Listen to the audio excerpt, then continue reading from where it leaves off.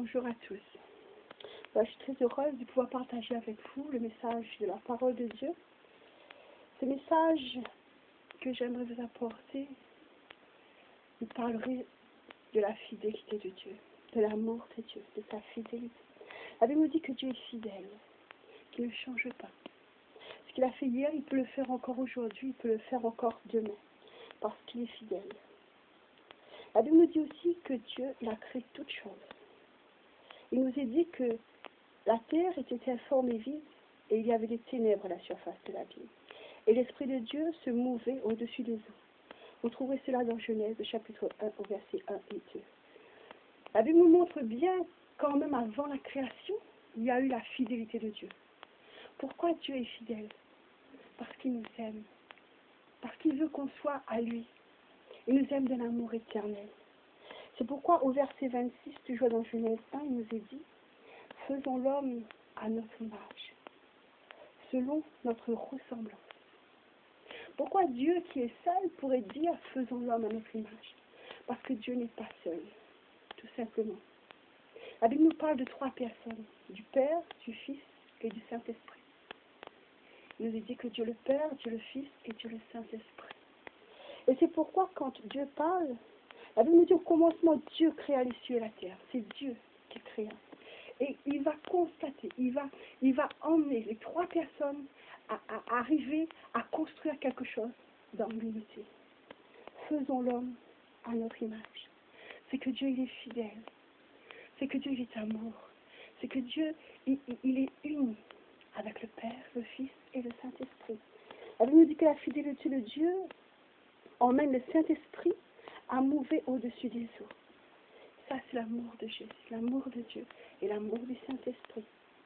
Si nous regardons dans Nombre au chapitre 23, nous allons chercher ensemble dans Nombre chapitre 23, au verset 19 à 20. La Bible nous dit, Dieu n'est point un homme pour mentir, ni fils d'un homme pour se repentir. Ce qu'il a dit, il le fait. Ne fera-t-il pas? Ce qu'il a déclaré, ne l'exécuterait-il pas? Voici, j'ai reçu l'ordre de bénir. Il a béni, je ne le révoquerai point. Dieu est un Dieu qui est bon. Dieu est un Dieu qui arrive à nous faire comprendre que son amour est inexplicable, que son amour surpasse toute autre chose. C'est à travers de l'amour de Christ que sa fidélité se manifeste. Dieu manifeste sa fidélité dans nos cœurs. Il nous montre qu'il n'est pas un homme pour mentir. Et pourtant, c'est lui-même qui a créé l'homme. Il a créé à son image. Pourquoi dirait-il qu'il n'est pas un homme pour mentir? Parce que Dieu, quand il a créé l'homme à son image, il a créé à l'image qu'il voulait recevoir de l'homme. Mais la Bible nous parle aussi de la séparation de l'homme avec lui-même. Il y a une séparation quand l'homme a péché. La Bible nous parle dans la suite de Genèse, de ce que nous avons lu, comment l'homme a désobéi à Dieu. Il n'a pas écouté la voix du Seigneur. Pourtant, la fidélité de Dieu était là. Il avait son amour qui régnait. La Bible nous parle que Dieu a donné à l'homme l'autorité sur toute chose. Mais l'homme n'a pas pris garde. Parce que la fidélité de l'homme est inférieure. La fidélité de l'homme ne peut pas être comme la fidélité de Dieu. C'est pourquoi Dieu dit, il n'est pas un homme pour mentir, ni un homme pour se repentir, pour reprendre parole. Il ne le fera jamais, ce qu'il a dit, il le fera. La Bible nous dit que Dieu est fidèle en tout temps. En tout temps, il est fidèle. Et sa fidélité durera toujours. Son amour et sa fidélité marchent toujours ensemble. Parce que la fidélité dans l'amour de Christ construit dans l'homme intérieur. Si nous regardons dans Deutéronome, on va le voir ensemble, Deutéronome, au chapitre Deutéronome, au chapitre 7, verset 9. Deutéronome chapitre 7, verset 9. Il nous est dit, sache donc que c'est l'Éternel ton Dieu qui est Dieu. Dieu fidèle garde son alliance et sa miséricorde jusqu'à la 1000e génération envers ceux qu'il aime et qui observent ses commandements. Envers ceux qu'il aime et qui observent ses commandements. La parole de Dieu nous montre que Dieu lui est fidèle et que sa fidélité veut grandir en nous, que sa fidélité veut nous emmener à le comprendre, à l'aimer, à l'accepter, accepter sa parole dans nos vies, accepter son amour, accepter sa fidélité. Dieu veut nous montrer son amour. Dieu veut que sa fidélité resplendisse en nous. Dieu veut que nous lui faisions confiance. Dieu veut nous montrer que ce qu'il a fait autrefois avec le peuple Israël, ce qu'il a fait autrefois dans la vie de ses serviteurs, des personnes qu'il a oint, qu'il a conduit, il veut aussi que cette fidélité s'attache à nous aujourd'hui, nous qui sommes rachetés au prix du sang de son Fils Jésus-Christ. De son Fils Jésus-Christ. Quand nous regardons comment Dieu dit, faisons l'homme à notre image, et comment l'homme a péché par la suite, comment Dieu, dans sa fidélité, veut ramener le cœur de l'homme à Dieu le Père. Il veut ramener le cœur de son enfant, le cœur de sa créature à lui. Notre image a été détruite par le péché. Notre image a été détruite par l'action de notre désobéissance à la parole de Dieu. Mais Christ, dans son amour et dans sa fidélité, a prévu un moyen de nous aider à nous en sortir. Il nous a envoyé son Fils, Jésus-Christ. Il nous a envoyé Jésus-Christ sur la terre des hommes pour nous regagner et nous ramener de gloire en gloire à son image, à l'image de Christ. Parce que Dieu est fidèle. Parce que son amour durera toujours. Il conduit nos pas, il conduit nos sentiers, il conduit tout ce qu'on a besoin d'être conduit par sa présence. Et si nous regardons encore dans Deutéronome, au chapitre 32, verset 4, il nous est dit, il est le rocher, ses œuvres sont parfaites, car toutes ses voies sont justes. C'est un Dieu fidèle et sans iniquité. Il est juste et droit. Quand je regarde ces paroles, je constate davantage l'amour de mon Seigneur, l'amour de Dieu pour moi, l'amour du Créateur pour sa créature, l'amour d'un père pour un enfant.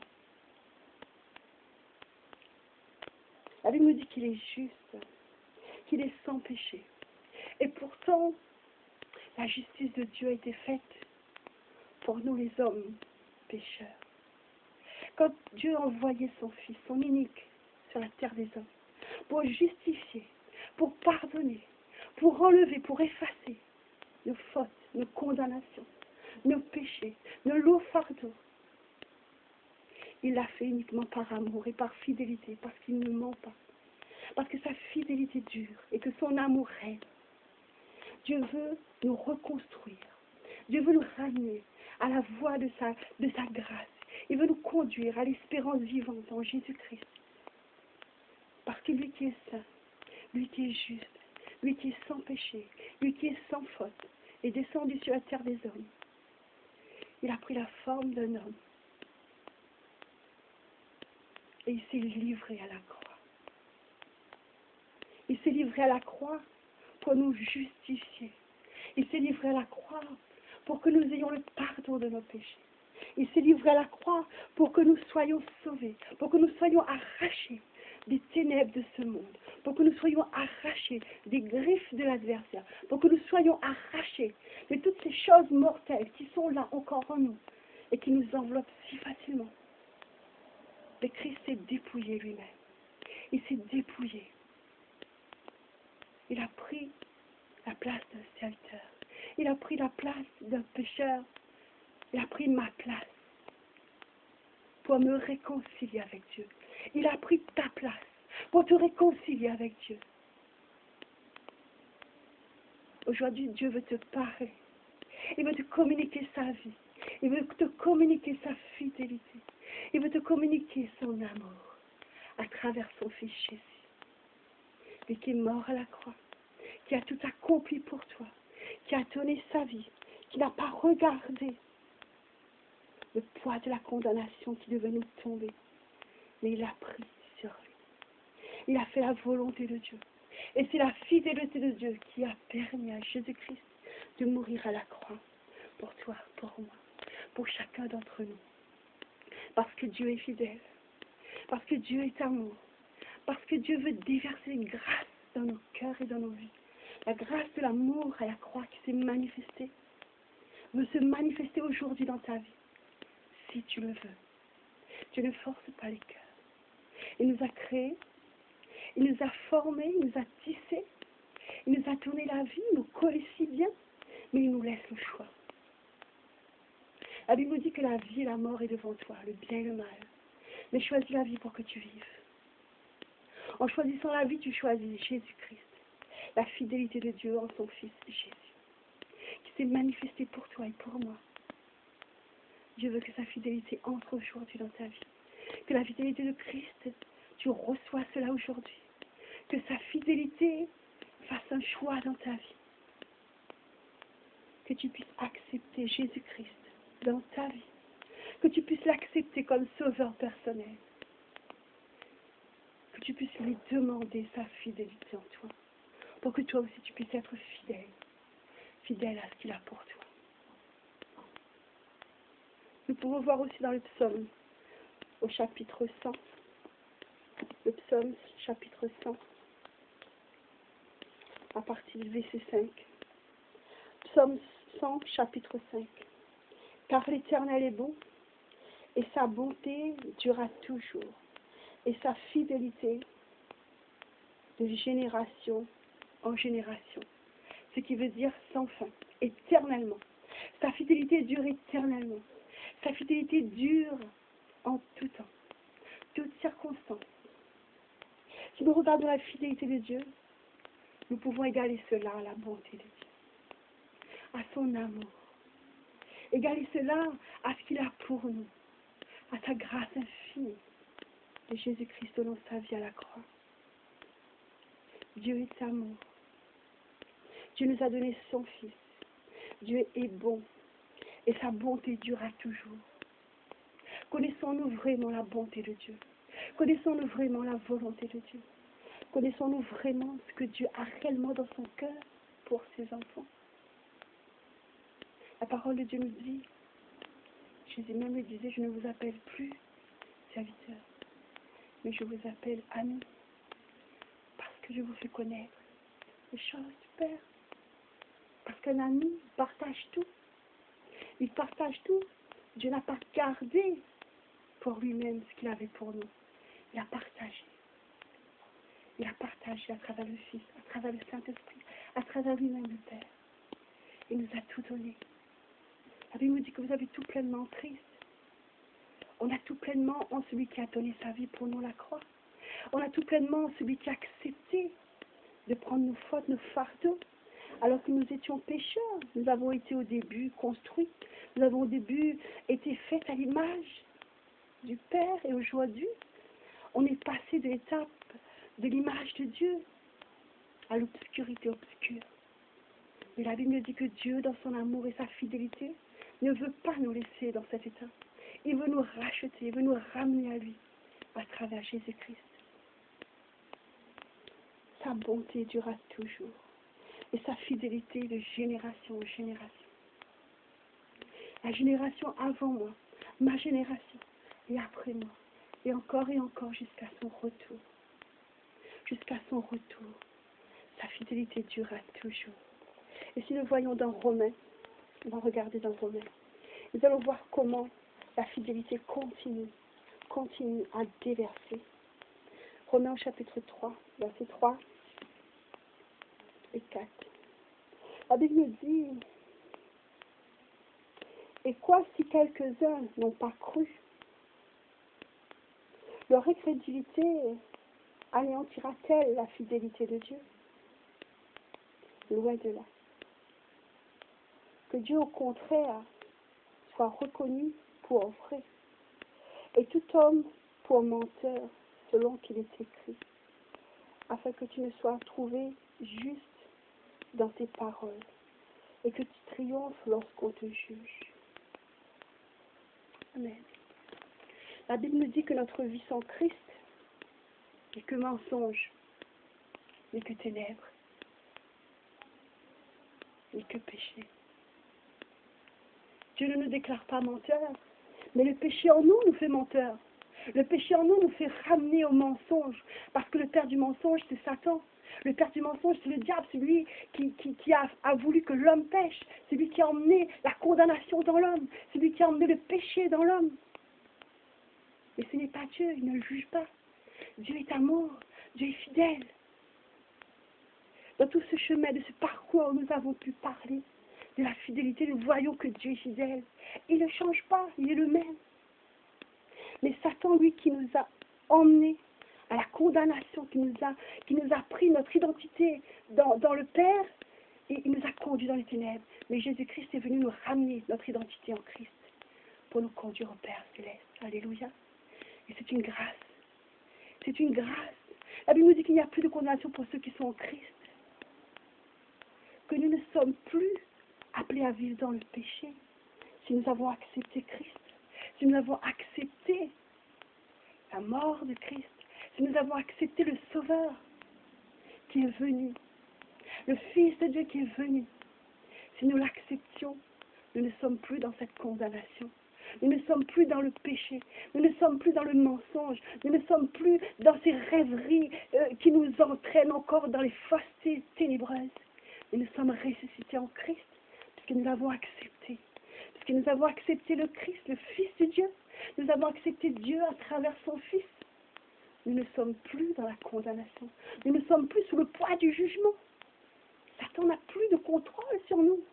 Nous ne sommes plus nommés menteurs parce que nous nous sommes séparés du père du mensonge qui est Satan lui-même. Dieu nous a séparés. Il a fait une séparation. La Bible nous dit que le voile du temple s'est déchiré. Le voile du temple s'est déchiré. Dieu nous a séparés des ténèbres. Au commencement, les ténèbres se mouvaient au-dessus des eaux. Mais l'Esprit de Dieu mouvait. Aujourd'hui, les ténèbres nuisent dans le monde. Mais l'Esprit de Dieu est là. Mais le Fils de Dieu est venu pour nous retirer de ces ténèbres. Le voile du temple s'est déchiré. Et le Fils de Dieu a prononcé à la croix, tout est accompli. Il n'y a plus de condamnation pour toi, il n'y a plus de condamnation pour moi. Nous sommes en Christ. Nous sommes ressuscités, nous sommes régénérés. Nous avons reçu l'état de Christ. Nous venons de gloire en gloire par le Seigneur l'Esprit, comme dans un miroir. Nous reflétons la gloire de Dieu. La parole de Dieu nous dit, Christ en nous, l'espérance de la gloire. C'est une parole extraordinaire. C'est des mots vivants qui arrivent dans nos cœurs. Christ en nous, l'espérance de la gloire. Christ en nous. Nous ne sommes plus sous le poids du jugement, de la condamnation. Parce que Christ en nous, c'est l'espérance de la gloire. Et quand le Seigneur reviendra dans sa gloire, il reviendra pour nous transformer. Il reviendra dans sa gloire pour nous emmener à être changés complètement. Complètement. Parce que Dieu est fidèle. Parce que sa fidélité nous conduit à aller jusqu'à lui, le Père. Si nous acceptons la mort et la résurrection de Christ, nous sommes aussi morts et ressuscités avec Christ. Et nous avons la vie éternelle. Nous avons l'amour éternel. Nous avons la fidélité éternelle. Nous avons Dieu éternellement en nous. Nous avons Dieu le Père, Dieu le Fils, Dieu le Saint-Esprit. Dieu veut nous communiquer sa vie. Dieu veut nous communiquer son esprit. Jésus a tout payé. Il n'y a plus de condamnation. Dieu est fidèle. Regardons maintenant dans 1 Corinthiens. On va voir jusqu'où peut aller la fidélité de Dieu. 1 Corinthiens. 1 Corinthiens au chapitre 10 et au verset 13.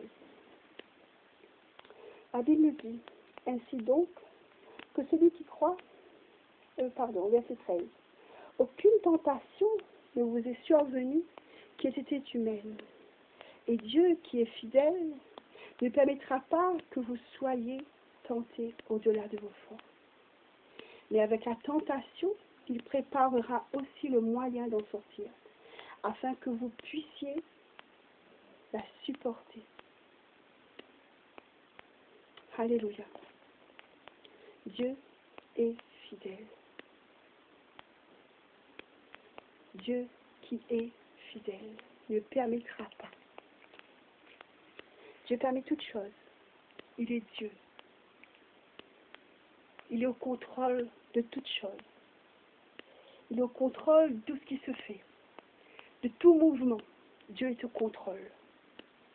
Mais il dit, Dieu qui est fidèle ne permettra pas. Ne permettra pas. Cette parole est forte et puissante. Dieu ne permettra pas que Satan puisse venir une fois de plus nous toucher. Dieu ne permettra pas. Parce que la mort de Christ, le Fils de Dieu est venu pour nous arracher des griffes de l'adversaire, le diable. Et Dieu nous a donné une protection divine par le sang précieux de Jésus qui nous recouvre. Et Satan n'a plus de pouvoir sur nous. Il ne peut plus nous toucher. La Bible nous dit que Dieu, qui est fidèle, ne permettra pas. Satan ne pourra jamais toucher à ce qui ne lui appartient pas, à ce qui est à Christ. Parce que le prix a été payé. Il n'y a plus de condamnation pour ceux qui sont en Christ. Il n'y a plus. Dieu nous a fait grâce de son amour. Dieu nous a fait grâce de sa fidélité. Dieu nous a fait grâce de la vie de Christ en nous. Et nous pouvons voir même à travers la parole de Dieu, l'apôtre Paul dit, si Christ est en moi, Christ vit en moi. Je ne vis plus, mais c'est lui qui vit en moi. Si nous sommes rachetés, si nous sommes conscients du rachat de nos fardeaux, du rachat de nos péchés, du rachat de notre condamnation, si nous sommes conscients de cela, nous aussi nous pouvons dire que rien ne peut nous arriver. Puisque Dieu qui est fidèle ne permettra pas. Il ne permet pas que nos pieds chancellent. Il ne permet pas que nous allions au-delà de nos forces. Il a un moyen de nous aider à nous en sortir. Christ est notre moyen. Christ a été immolé pour nous à la croix. Christ a payé le prix pour nous. Nous ne sommes plus sous la condamnation. Nous ne sommes plus sous la domination. Nous ne sommes plus sous la force de l'ennemi qui est là. Nous ne sommes plus sous cette force-là. Nous sommes entrés en Christ. Et nous sommes une nouvelle créature. Les choses anciennes sont passées. Toutes choses sont devenues nouvelles. Et nous sommes en Christ une nouvelle créature. Car Christ a payé pour toi. Il a payé pour moi. Et ça, c'est la fidélité de Dieu. La fidélité de Dieu nous conduit à aller à l'au-delà. À l'au-delà. Parce qu'il est fidèle. Il veut nous conduire jusqu'à son ciel. Il veut nous conduire jusqu'à son trône. Il veut nous conduire jusqu'à sa personne. Il veut nous emmener à le connaître réellement. La fidélité de Dieu est égale à la bonté de Dieu. Nous allons voir dans Galates. Galates chapitre 5 et au verset 22. Galates chapitre 5 verset 22 nous dit, alors, mais le fruit de l'esprit. Alors, il nous est dit, mais le fruit de l'esprit, c'est l'amour, la joie, la paix, la patience, la bonté, la bénignité, la fidélité, la douceur, la tempérance. La loi n'est point contre ces choses. Amen. Nous retrouvons dans les fruits de Christ, quand Christ nous a arrachés des ténèbres, quand il nous a arrachés de Satan, quand il nous a fait sortir des ténèbres pour nous conduire à la lumière, quand il nous a fait sortir de Satan, nous ramener à Christ, quand il nous a fait sortir de nos vaines manières de vivre et nous conduire à la vie de Jésus. La Bible nous dit qu'il a eu sa fidélité et nous a donné ce fruit. La Bible nous parle de ces fruits qui nous permettront de nous reconnaître en Christ. Ces fruits qui vont se développer, qui vont fructifier, qui vont apporter quelque chose à la gloire du Seigneur. Qu'on puisse être de gloire en gloire, comme par le Seigneur l'Esprit. Et à travers ces fruits, nous retrouvons la fidélité de Dieu. Dieu dépose en nous, à travers Christ, sa fidélité. Cela veut dire que nous pouvons aussi être fidèles à Dieu. Parce que si lui, il est fidèle et qu'il a déversé en Christ dans nos vies la fidélité, cette fidélité est en nous. Et nous pouvons aussi utiliser cette fidélité. Nous pouvons aussi consommer cette fidélité. Nous pouvons aussi vivre cette fidélité. Mais en Christ. Nous sommes en Christ. La fidélité de Dieu est en nous. Christ, la fidélité en nous.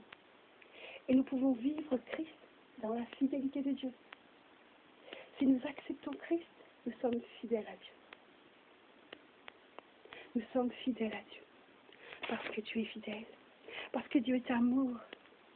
Parce que Dieu est bonté. Fidélité égale bonté de Dieu. Voyons un peu dans 2 Thessaloniciens.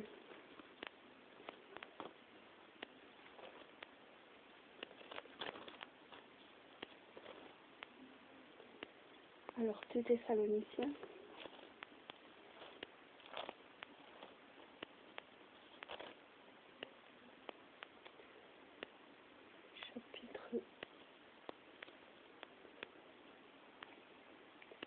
Alors, 2 Thessaloniciens, chapitre 3, et au verset 3. Il nous est dit, le Seigneur est fidèle. Il vous affermira, il vous préservera du malin. Amen. Amen. Quand on a reçu la fidélité de Dieu en nous, quand on a reçu la vie de Christ en nous, quand on a reçu l'amour de Dieu en nous, la Bible nous dit que Dieu est fidèle. Dieu est fidèle. Le Seigneur est fidèle. Et il affermira.